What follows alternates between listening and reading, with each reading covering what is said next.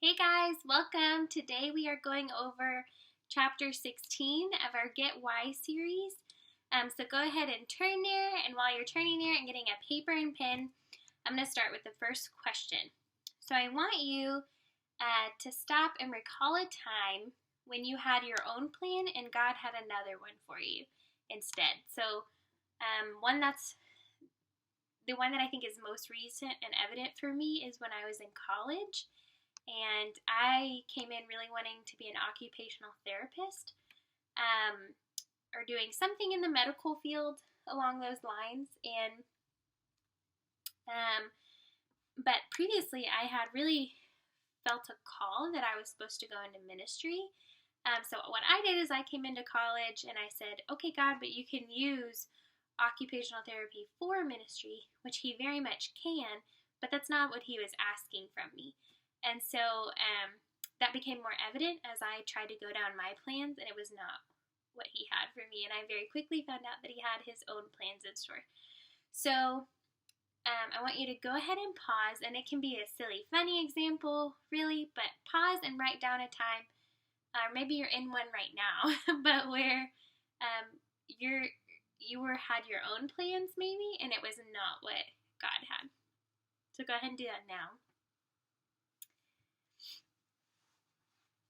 Okay, so we started with this question because over and over again in this chapter we are reminded that it is the Lord that establishes our steps. So it continually talks about like how our plans often fall short and that his are what is true and right for us. So go ahead at this time, and what we're going to do today is I want you to pause the video here in a second and read all of chapter 16. And this is where I encourage you to maybe throw some worship music on in the back, but just spend your time just reading it, and then come back and we'll discuss it. So go ahead and pause now and do that. Okay, welcome back. I hope that was a really good time for you for reading the whole chapter. I just want to kind of go over some of the verses, and then that could have been confusing, and then ask some questions for us to go a little deeper. So verses 1 through 4, it very clearly continues to talk about man's plans versus God's plans.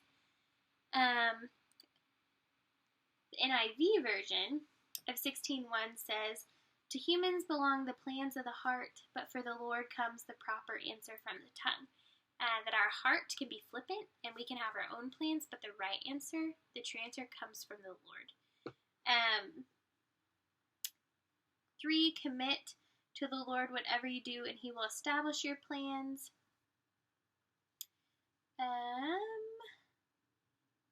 So I just tried to quickly, even for the Lord works out everything to its proper end, even for the wicked, for a day of disaster. That he has this much bigger plan in store that we aren't even aware of, that we don't even know working, and that our plans are often flippant and not nowhere near what his are. So 1 through 4, you continue to see that theme. 5, about being proud and how it's abomination to the Lord.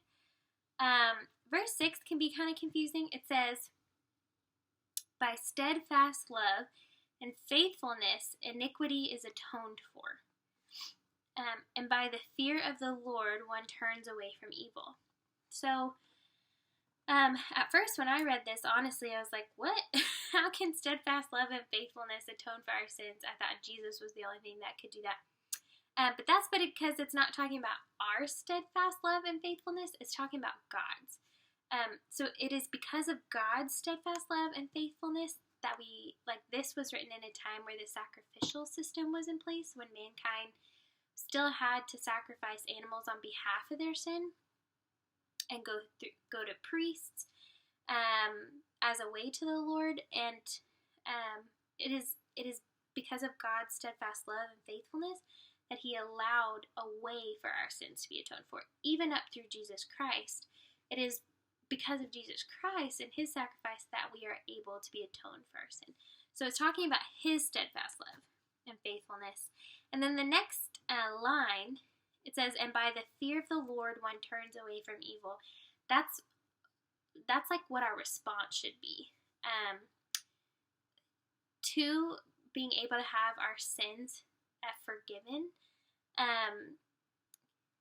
we should fear the Lord because of it, like a good, in awe of, holy respect, righteous fear, which would then turn us from evil. And so, like, what to me that reminds me of, it's not just like, it's not like God forgives us of our sins so we can just say thanks God and go back to continue sinning. It should lead us to fear Him in the good way, like to be in awe of who He is, and it should lead us to want to live rightly with Him, and that should be our response. So I want to talk about that. Verses 10 through 15 talks about what I would call kingly living. So in everything but verse 11 talks about a king. And if you recall, it's Solomon who's writing this, who is a king, and he's writing to his sons who are in the king's line. So he's saying a king should live this way. Righteous lips, verse 13, righteous lips are the delight of a king, and he loves him who speaks what is right. The king's wrath is a messenger of death, and a wise man will appease it. Meaning a wise person will do what the king says. He's very powerful and could kill them, and so a wise person does what the king says. In the light of a king's face there is life, and his favor is like the clouds that bring the spring rain, having a king's favor. So it's talking a lot about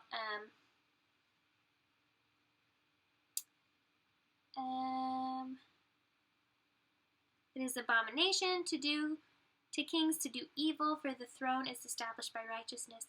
I believe King Solomon is trying to explain that a righteous king, a wise king, lives for the Lord. So if you were confused at all by the king that it's talking about, this is a king telling his sons in the king line how a proper king lives. But it also applies to us because it is the righteous way of living. So even though we are not kings, it is still the righteous way to live and go about life. And so that can very much still apply to us. And then I think the rest of the chapter is pretty self-explanatory or almost repetitive. But if you have questions on any other verses, please text me. Or you can text Ryan or Garrett and we will explain them. But I want to go ahead and get to some challenging questions. So the next one is, and think about the first question I asked about if there's been a time where you had your own plan and God evidently had a different one for you. But this one is, do you think there could be any situation where your plans were better than God's? Do you think there's any situation where your plans could be better than God's? So pause and answer that honestly on your piece of paper. Okay, I hope that was enough time for you to pause and answer that deep question. Ultimately, the answer should be no. There is no plan we could create or do that would be better than God's plan for us. Verse 1, where it says, to human belongs the plans of the heart. So that can also be expressed as like what we feel. But from the Lord comes the proper answer of the tongue. So what is true? The proper answer. Verse 4, the Lord works out everything to its proper end, even the wicked for a day of disaster. He has this much bigger plan in work that encompasses even people that we wouldn't even think about, which we have no idea. We have no way to plan for something or people that we don't know about. Verse 9, in their hearts humans plan their course, but the Lord establishes their steps. We can make all the plans we want, but it is ultimately the Lord that establishes our steps and has the power to do so. Verse 25, there is a way that appears to be right, lost my place. There is a way that appears to be right, but in the end it leads to death. So I hope you guys continue to see this theme, that when man makes plans based on their heart desires or their passions, separate from the Lord, that it leads to death. It leads to confusion. It leads to not the right way. But when we plan as according to God's ways, and seek His ways, that it is right. So the answer, and I really hope you thought about that for a while. I think if we were honest, we would say maybe there's no plan that we could create that could be better than God's, but we often always try to do it, especially when times are stressful, maybe with finances or a crazy time. We try to take plans into our own situation. I don't know if that makes sense. We try to take plans into our own hands and try to fix it instead of seeking the Lord. So, next to last question, what are some areas / places in your life that you often try to do your way and maybe not God's? So again, my example was college. That was a very evident time for me where I was trying to maybe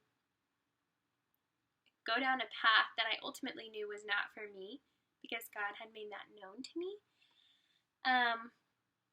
And then probably like today, I'd say I'd probably do that when finances are tight. I try to figure out something instead of praying about it and trusting God that He has us where we're supposed to be. So just pause and think of some ways that is happening for you in your life, and really try to be critical and look at your life and see where that's at.